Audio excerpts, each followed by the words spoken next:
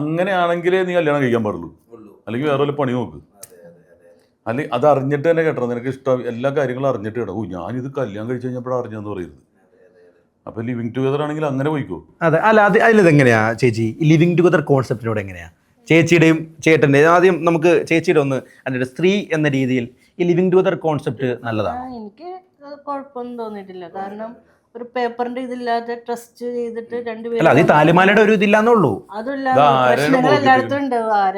വീട്ടുകാരുടെ സപ്പോർട്ട് കല്യാണം കഴിച്ചാലും ഉണ്ടാകാത്തവര് കൊടുക്കൂല, കല്യാണം കഴിച്ചില്ലെങ്കിലും കൊടുക്കൂല.